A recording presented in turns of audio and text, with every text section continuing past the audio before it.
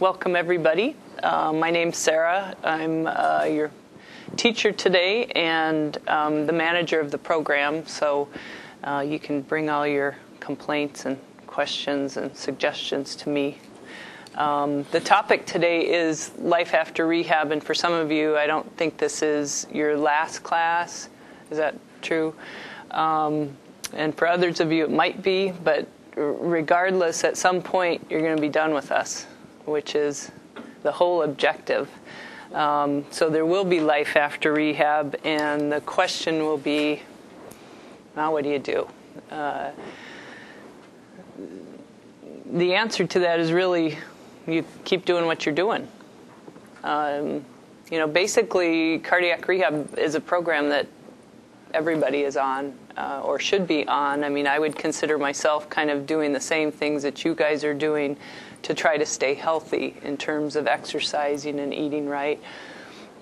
So, you can kind of approach this as being the never-ending journey, and that's a good strategy to have.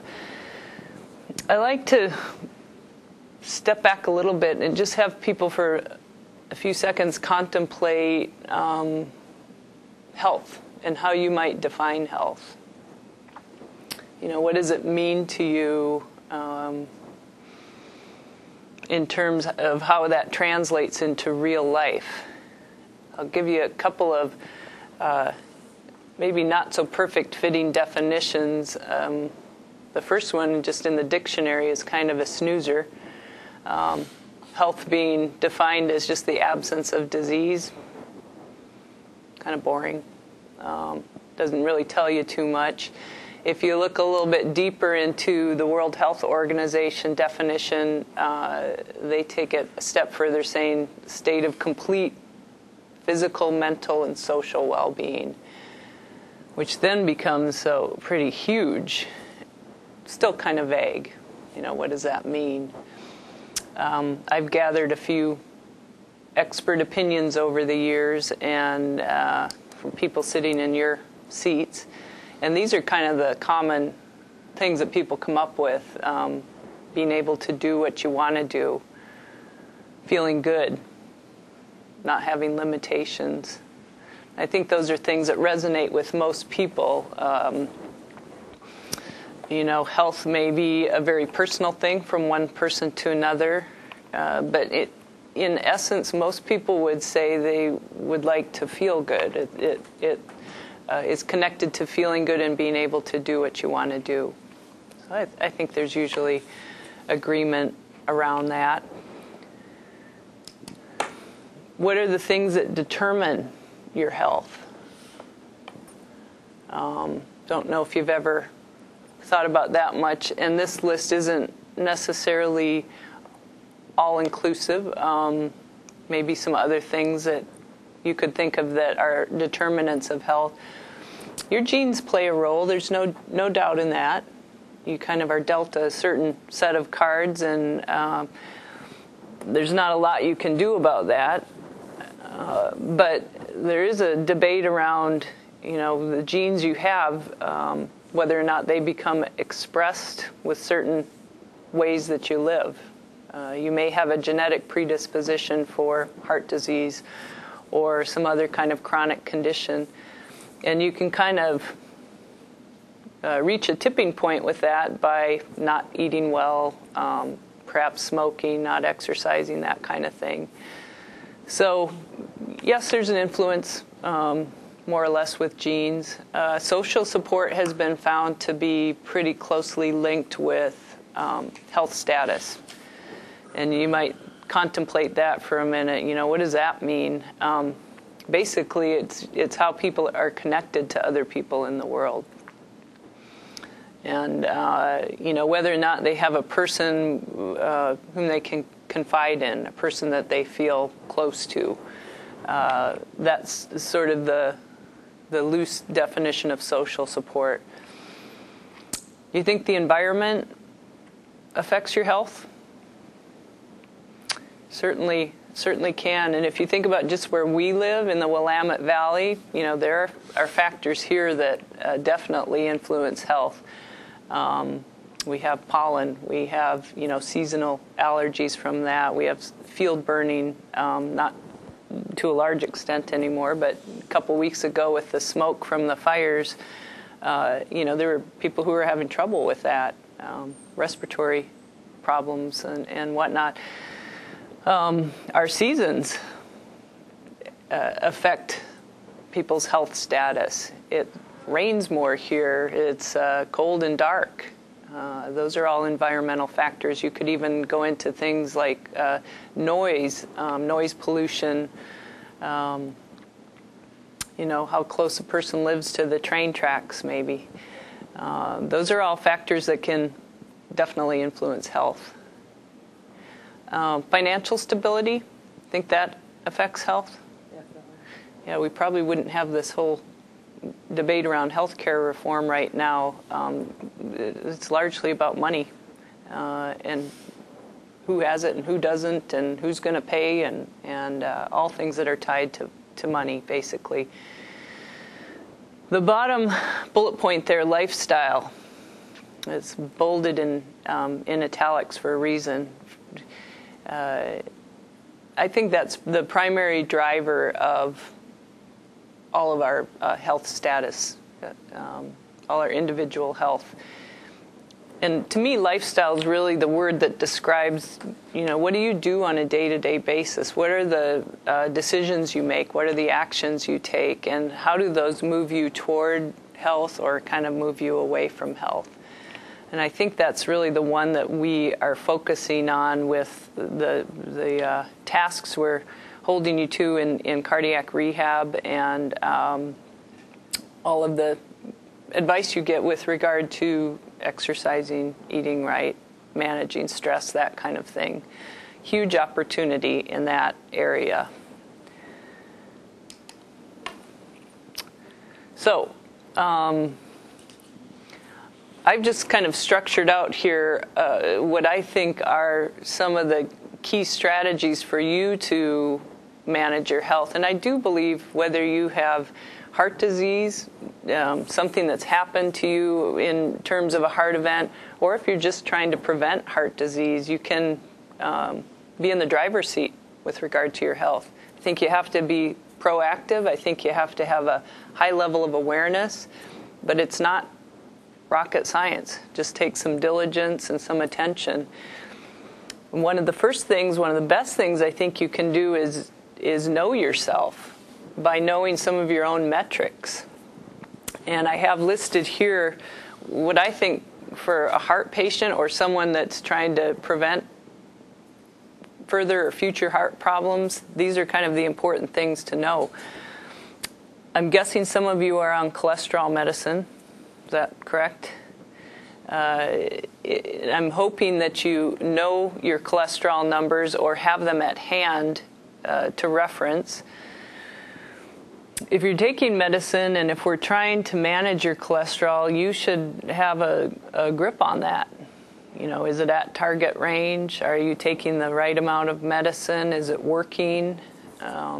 You don't really need to give a dissertation on what those numbers mean, but I think you should have a handle on this is my picture. This is how my cholesterol is based on the last reading. On lab results and in written material, everything you see with regard to cholesterol will have recommended levels, and those are things you should pay attention to. Your particular healthcare provider may give you a certain target, and I think unless you're tuned into that, it's going to be hard to kind of keep track of it. So how do you get your lab results? Ask for them at the lab, and I think it's more common practice now for the lab to be sending out reports to people. I know I get a copy of the report, but I always ask as well just to be sure. And you have a right to do that, and I encourage you to get as much of that information as you can. If you don't have results from previous cholesterol measurements, get them. You can kind of learn a lot about your pattern in that way too. Blood pressure. blood pressure is a really easy thing to get information on. You know, you have machines, self-service machines in a lot of places, in grocery stores and pharmacies. Many of you might have home monitors. It's not a painful thing. It's not a hard thing to get measured. That might be debatable. But for the most part, blood pressure is accessible to you. For you to know your own blood pressure, I think, is very important. You may get a reading that sort of doesn't sound right, but unless you know what you typically run for blood pressure, it's going to be hard to know if somebody got an off reading. And sometimes one or two off readings can result in another prescription for a medication that you may or may not need. So I really encourage people, I mean, every time you get it taken, if the person doesn't say what it is, say, what'd you get? You know, get some sense of what you're typically running for blood pressure. I handed out blood pressure cards, which you can use that card or you can use a different method of tracking, but I think it's a good idea to get a trend or an average picture of multiple blood pressures, not just one reading, but several readings that are on different days, you know, different occurrences. That card itself or that record is so handy at your healthcare provider's office. If you take that out and they, let's say they did get an off reading that was either too high or too low, you can provide them with documentation that this is kind of how I run. And they'll know that they'll know to look at an average of those multiple readings. I encourage you to do that if you're on blood pressure medicine, or even if you're not on blood pressure medicine. It's a good thing just to get a handle on. And as we've talked about before, blood pressure changes all the time. It's very situational. You could be under stress. You could be too relaxed. That's probably not going to happen, but you can get readings that are very different one from the other, and so you have to kind of keep that in mind. But that number basically reflects the health of your arteries. And in the lecture that I'll teach next week on heart anatomy and function, your arteries are worth keeping healthy. They've got to work for you your whole lives, and they need to be flexible and elastic, and blood pressure is the way that we measure their performance, basically. Keeping blood pressure managed is a great way to keep your heart healthy and to prevent stroke as well. So it's definitely worth tracking. I don't really mind how you do it, but I would stay on top of that. And I would be interactive when you get it checked. If a person is checking it, ask them what they got. And feel free to say, provide them with a card that says, oh, this is what it usually runs. The thing in healthcare that is sometimes frustrating for us is when people say, well, that's not my blood pressure. Because usually what we're getting for your blood pressure is what we're hearing. It may be what it is at that moment, but if you're able to show us by virtue of your own record, here's what I usually run, that's very helpful. And I'm completely open to that. So you can do a great part in just educating us as well. But if you already know that people have trouble taking your blood yes. pressure. If people have trouble taking your blood pressure, that's a whole different challenge. And you're one of those rare instances where you just have to be as consistent as possible with how it's taken and who takes it and what's the best method. I told him today twice. I said that's too high. It shouldn't be that high. So I used the other machine and got the one. Yeah, it can be kind of tricky in some people, but if you weren't involved in that and weren't aware of that, you'd never know to tell people that. So that's perfect for you to be reminding folks. So that's good. I put weight up there as well. Again, a scale is pretty harmless, despite what people think. And you should weigh yourself periodically. Many people can tell just by how their clothes fit, I'm doing good or I'm not doing so good. But the scale is kind of a moment of truth, but also a good metric for, is something off here? If from one day to the next, or from one time of weighing to the next time, we do it here weekly, because if we see a change of 3 or 4 pounds in a week, we don't think you ate too much. We're afraid that you're retaining fluid. So that's kind of what we're looking at with the scale, and retaining fluid can be a sign of heart trouble. So the scale can be pretty handy for that. Besides the fact that it helps you track weight, your true weight. So I would occasionally weigh yourself just to kind of stay on top of things there. You don't want, even if it is just normal weight gain, you don't want that creeping and getting kind of out of control. And then if you have diabetes, blood glucose is is paramount to keep track of. No doubt about that. And most people with diabetes now are pretty aware of checking their blood glucose, the importance of that. If you don't have diabetes, that value on your lab work is good just to pay attention to. The problem with the increasing incidence of diabetes in this country is people have no clue.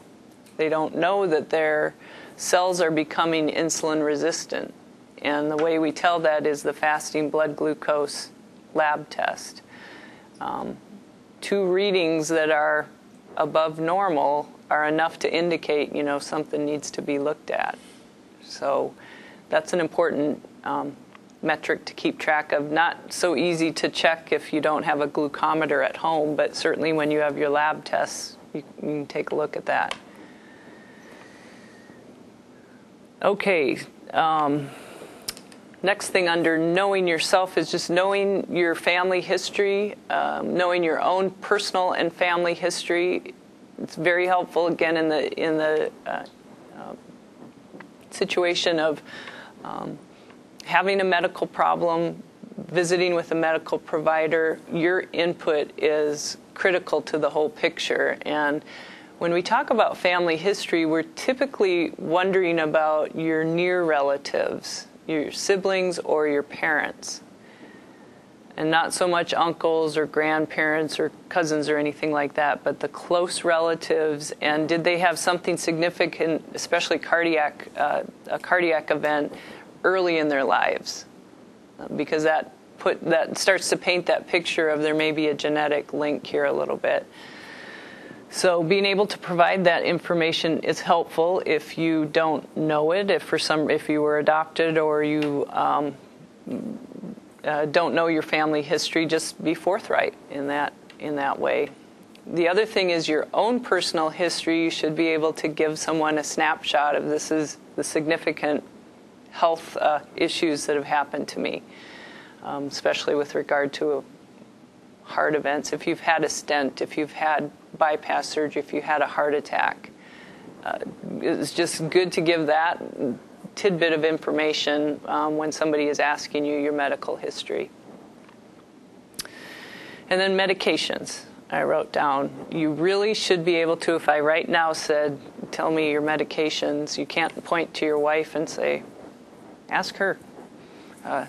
That's a foul. So you should be able to pull out a card or a medication record of some sort, and maybe not have them all in your head, but be able to furnish me with that information if I needed to know.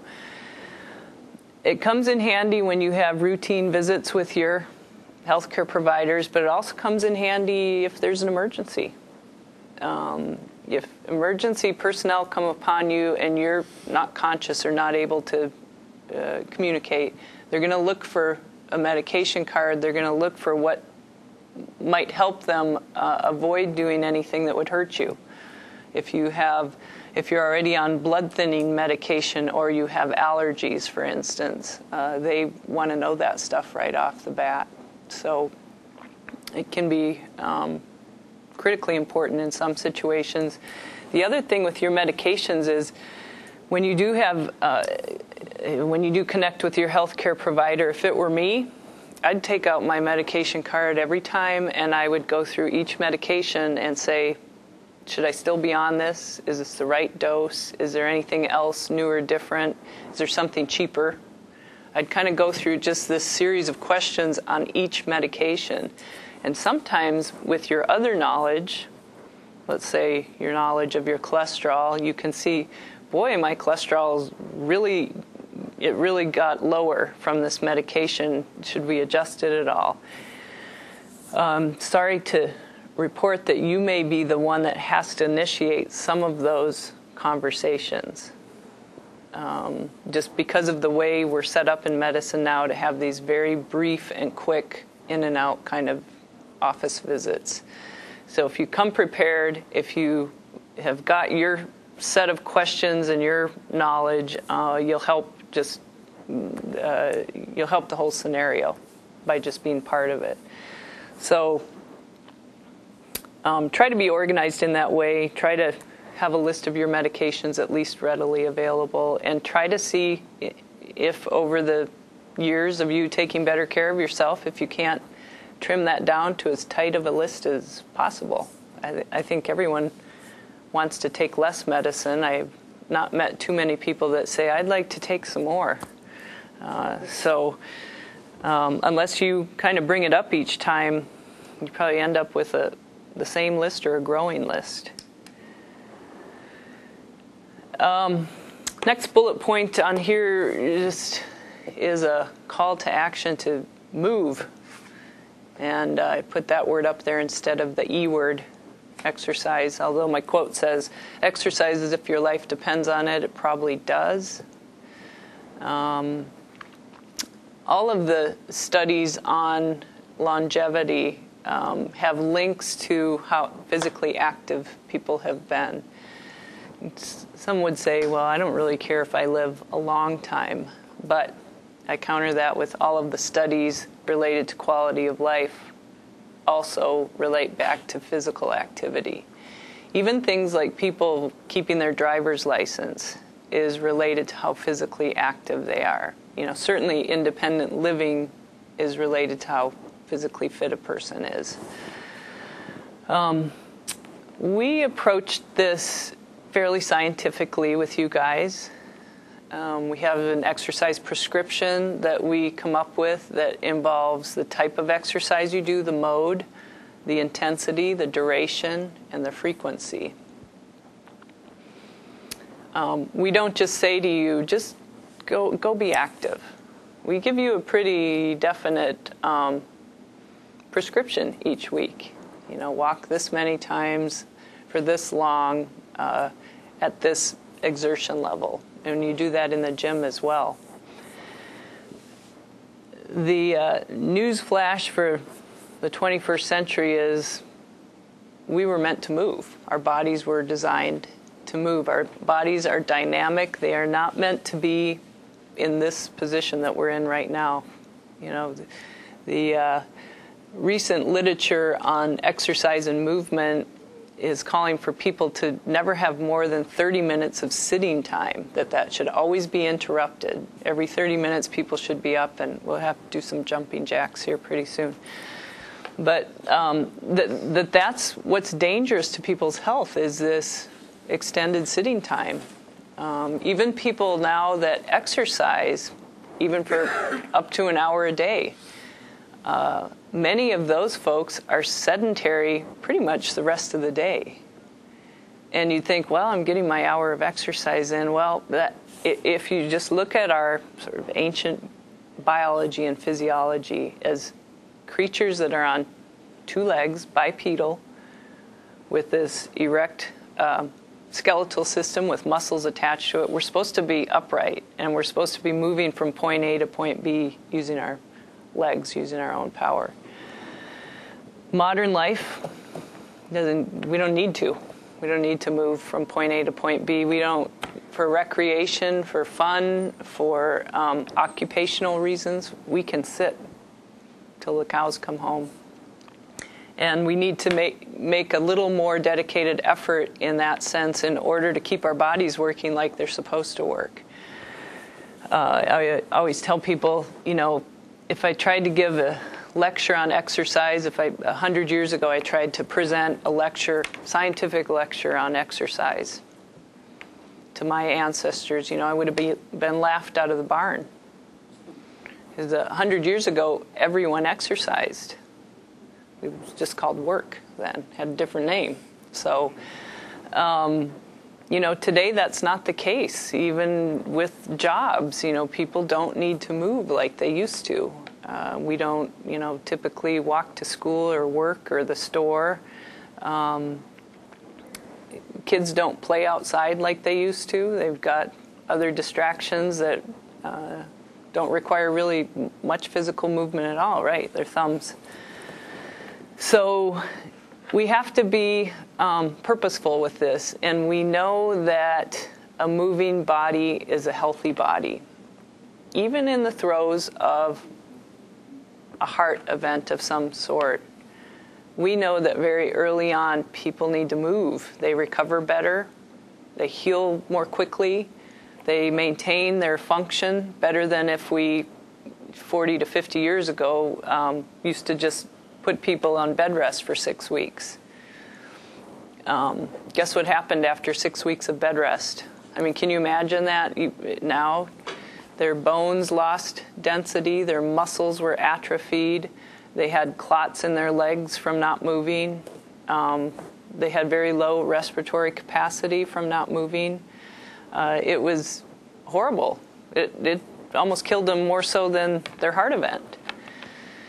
So, we know that we have to use this sort of scientific yet therapeutic approach, and there's a whole class on the principles of exercise, and that's where we go over the mode, the frequency, the intensity, and the duration. And basically, I won't burst their bubble, but basically you need to make this a daily, habitual type of activity, not just this special thing that you carve out 30 to 60 minutes a day and then you don't do anything else the rest of the day or do very little. So the type of activity is important. It needs to be activity that's dynamic, that uses large muscle groups, and really can't think of a better example of that than walking, and primarily because we were made to walk. If you can't walk because of bone or joint problems, then you have to think about doing activities that use large muscle groups. I mean, cycling, the stepping machine, the recumbent stepping machine, any of our stationary machines in the gym use large muscle groups. Swimming, dancing, there's other examples. And then that activity has to be able to be sustained for a period of time. And the minimum period of time to get any benefit is about 20 minutes, and the upper limit is about 60 minutes.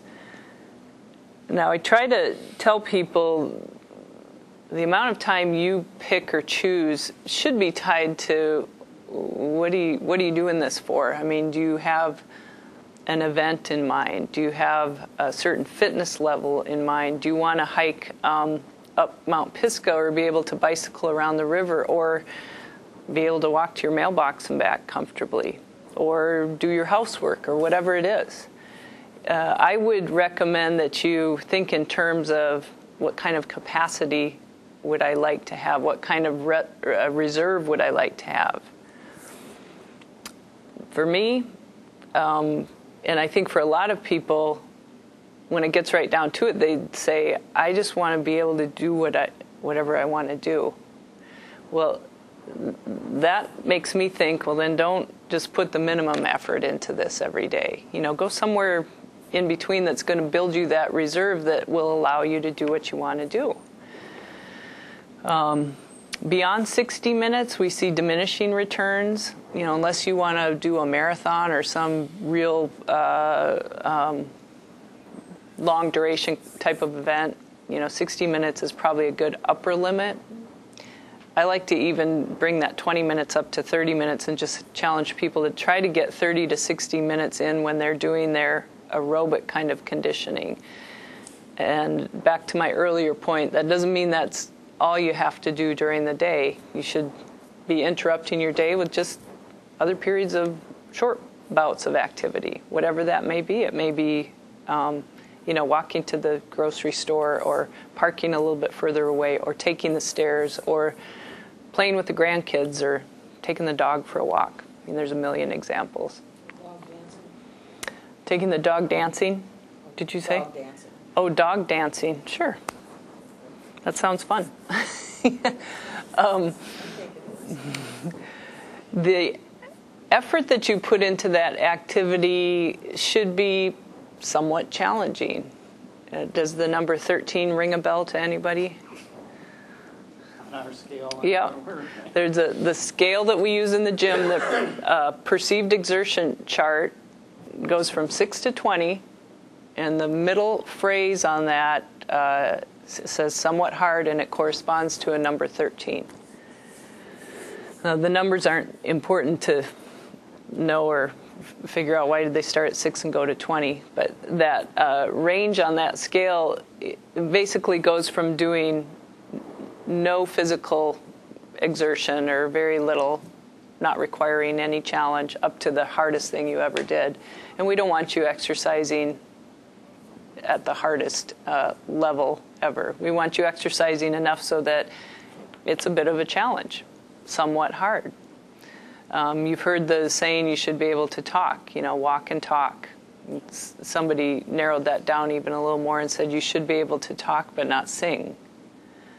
So I thought, well, that sounds about right. So whatever your level of intensity is, and I think this is sometimes a surprise to people because my mother would be one example. The E word is bad. It means sweat and blood and tears, and she thinks you were born with a certain number of heartbeats, and she doesn't want to use all hers up. The level of intensity needs to be a little bit of a challenge, more than a stroll and less than an all-out effort. And you all know what that feels like. I mean, if you're paying attention, you know if something feels easy or something feels hard. And most of us, if we're exercising too hard, the body's like sending you signals for that. And also the mind is saying, this is, lost its appeal, not very enjoyable. And that's just your sort of self-awareness about dialing it down, or if it's too easy, dialing it up a little bit. But, I would make it worth your while. Putting the time in, why not?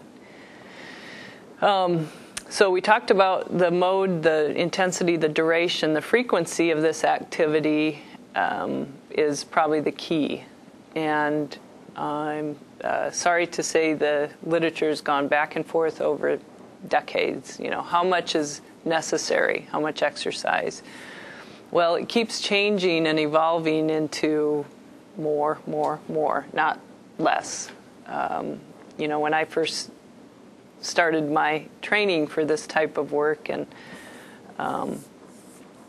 my academic training, the recommendation was get 3 days a week in of exercise that's about a half an hour in duration, moderate intensity. Well, 3 days a week isn't even most of the time. It's not even half of the time. And as we see the portrait of the American health change over the years, we need to be moving more, not less. And the current recommendations are centered around daily kind of lifestyle activity. So not something separate that you do occasionally, a few days a week, but something that you do on a regular basis. And I'll let you define regular. But I would assume that you take your medications regularly. I would assume that you believe your medications change your chemistry, your physiology for the better.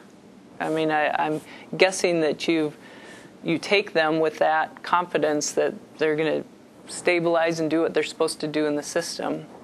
Well, a single bout of exercise changes your physiology and your chemistry as well. And you would think keeping that approach sort of stable, like medications, would be a good thing, and indeed it is. So you don't have to take exercise like a pill. It won't ever come in that form. But that's how you should think it, that it's doing you the same good in the same way, keeping things stable, keeping things copacetic throughout the system. So of all things you could do, that and not smoking or using tobacco, those are going to give you the most power. I put breathe up there just as a reminder to breathe. Breathing's good. We did a study that found that people that breathe live longer. But breathing in the sense that, remember to just relax. Remember to work on productive stress management techniques. And breathing is a very handy way to do that. If you take one single deep breath, you have a relaxation response to that. It changes your heart rate. It changes your blood pressure. People who smoke typically will say smoking relaxes me, when what it is that stretch of their diaphragm from taking a deep inhalation. That's what relaxes them. No, I'm not recommending that you pretend like you're smoking, but just breathe, take deep breaths. If that doesn't work for you or come natural in terms of being a stress management technique, other people say they meditate, they pray, they go for a walk, they do art or something creative, some sort of outlet that way. And just think about that, because this world is a stressful place, and that stress tends to become internalized in us and make us sick. And there's an antidote to that, and sometimes it is just taking a deep breath. If you're in the car and somebody cuts you off, or there aren't too many bad drivers in Eugene, Springfield, but maybe it's the bikers. Take a breath, relax, and that sometimes is enough just to diffuse things. Whatever your methodology is, practice it and become good at it so that when you need it, it's handy and it's there for you. And just a couple words on nutrition. That part's pretty easy, isn't it, when it comes to taking care of yourself? A lot of people say to me, they, do the exercise part, that's no problem, but the eating part is pretty hard or a challenge. Everyone's a little bit different there, but I think with food you have to approach it in the sense that what you do as a pattern with your nutrition is health promoting, period. I don't know how to make it more simple than that. And to me, it's a matter of just kind of paying attention again to, what it is you're eating and shopping for and cooking, and how that translates into helping you or hurting you. Someone described it once as, looking at their food and deciding, is this a blessing or a curse? And this person was saying they may still eat it if it's a curse, but they knew that there would be, they would kind of have to pay for that in some way. Now, I read a quote recently that said you can't exercise your way out of a Big Mac. And I thought that was kind of interesting, because it's probably true that you can't eat like that and think that exercise is just going to take care of it. But I think that the general approach of just being aware and making good choices most of the time works for people. And I encourage you to keep an open mind about what that means. You don't have to eat tofu and alfalfa sprouts and granola, as the main components of your diet. Those are pretty healthy things, but you might not like them. But there's only, 7 million other things that you can eat that are in the healthy category. Most things that are healthy for you come from the ground. It sounds kind of silly to say, but this whole Victory Garden movement and growing your own food Is that a new concept? Not really. I mean, again, my great-grandmother, she didn't need to know what her HDL was or how many carbs were in whatever she was eating. Never read a label. Ate from the farm to the table. That was normal. And somehow with modern life and industrialization, we got way away from that. Our food has become packaged and canned and processed. And that stuff isn't very good for us. We keep finding out more things about how that denigration of food is harmful to our health. So if you can, try to eat stuff that you don't have to decipher what it is. I tell people, probably shouldn't say this on tape, but I tell people if it doesn't have a label, you can probably eat it. It's probably healthy for you. And I would stand by that because most things I'm thinking of are, produce or whole grains or things that are not complicated to figure out. And that's really how you should be focusing your attention to what you're buying and shopping and eating. And I think you'll do okay. The average American eats about 21 pounds of food a week. And that's based on a pound a meal, 3 meals a day, 7 days a week. Now, if you contemplate that for a minute, that might not be exactly how you eat.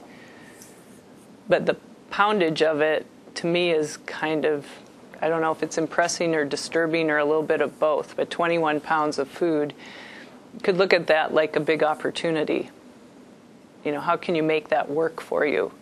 And also, how can you manipulate things so that you're eating in a way that doesn't kind of counteract everything else you're doing. And what I mean by that is most of us get into this habit of just what I described, like 3 meals a day, kind of being confined to that. And a typical way of approaching even that is a little breakfast, a bigger lunch, and a big old dinner. When you look at our energy needs, they're kind of in reverse order. We have great energy needs in the morning when we get up and get going, a little bit less in the midday, and not much at all at night. When you're winding down, your metabolism is slowing, you're getting ready for bed.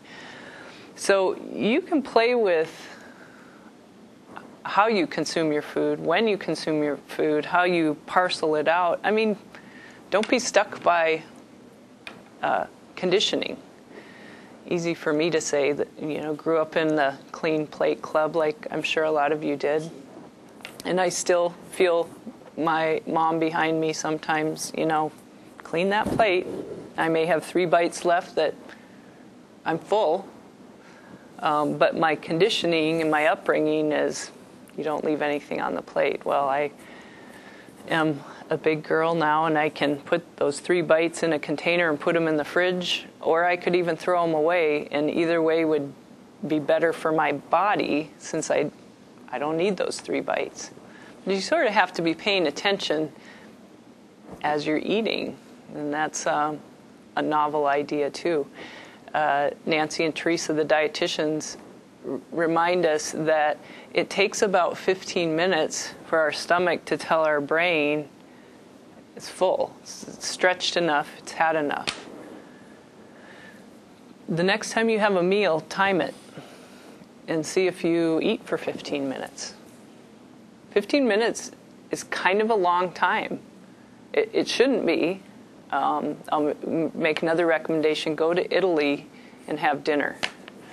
I guarantee it'll be longer than 15 minutes. Yeah, the Europeans know how to kind of put a meal together that's more of an occasion.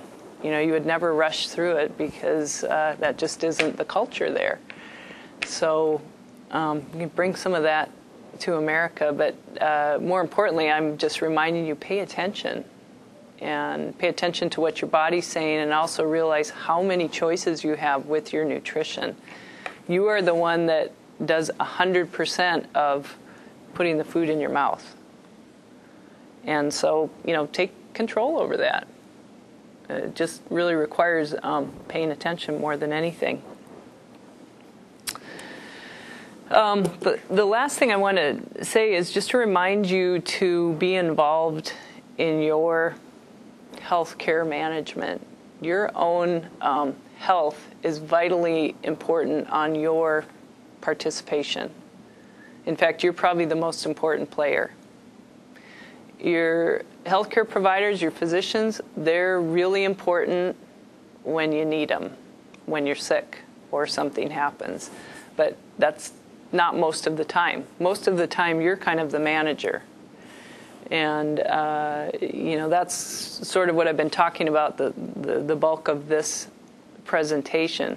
When you have those interactions with your healthcare providers, let them know that you are interested. That's the most important thing you can convey, that you're interested. If you are passive, if you're quiet, you will probably not get optimum care, especially preventative care. We're very good at managing crises, taking care of emergencies, no doubt about that. But most of the time when you interface with your healthcare providers, it's going to be just those checkups and those things, those situations I was describing where you want to talk about your medicines, you want to talk about your numbers, you want to talk about, are you doing everything possible? Are you moving toward better health and managing that health? And it needs to be a team approach. That's why it's so important for you to say, I'm part of this. I want to be in the conversation. I want to be involved in what's happening. And I encourage you to nurture that kind of relationship. It involves some chemistry, some interpersonal skills. It involves some being a little bit assertive.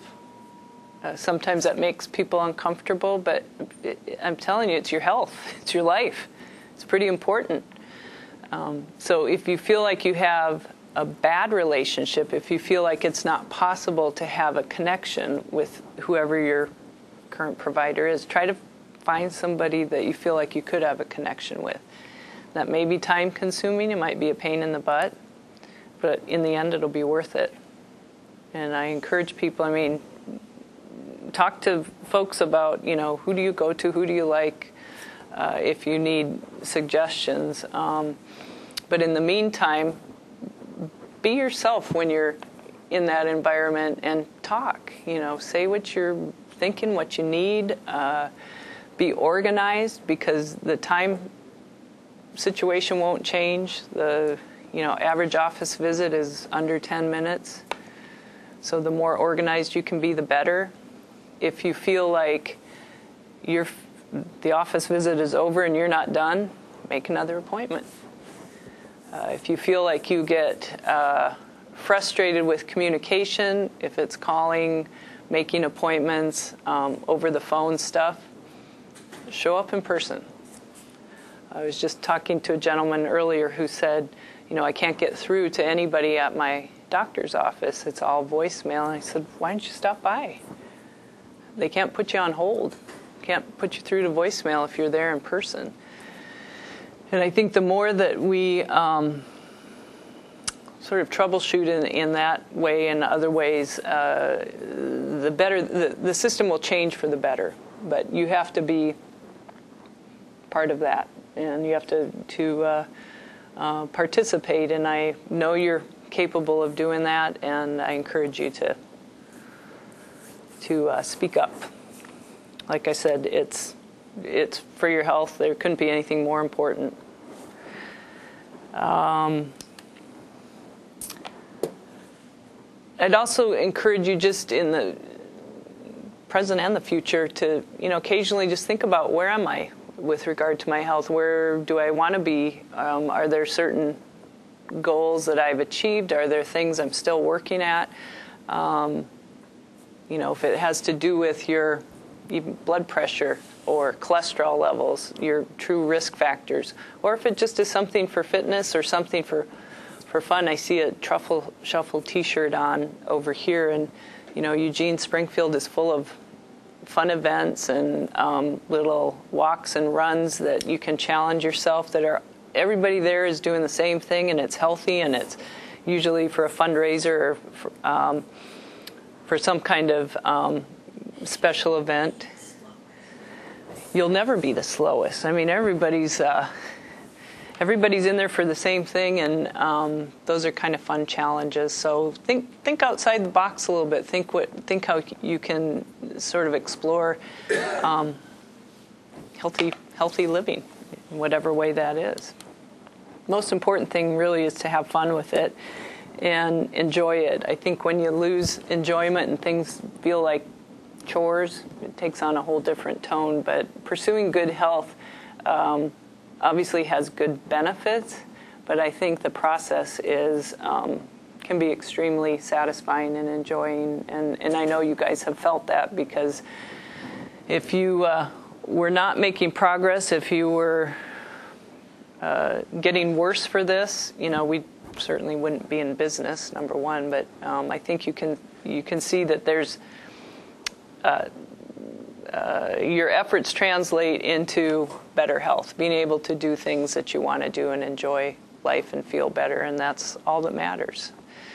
So with that, I'll close and also just remind you that you are always welcome to use us as resource here. If you have questions, if you want to run something by us, if at the end of your program you'd like to stay and continue in our supervised exercise program, we'd love to have you. That's one of the features of our new facility here, is that we tried to build it so that we don't just cut the apron string with you and cross our fingers, but if you wanted to stay with us, you certainly could. And if you want to do that on an informal basis and drop by, come to our different events that we have, or just call us up if you have a question. The door is always open. You're always welcome. So with that, I'll wish you well, and if you have any questions, I'm happy to stay after.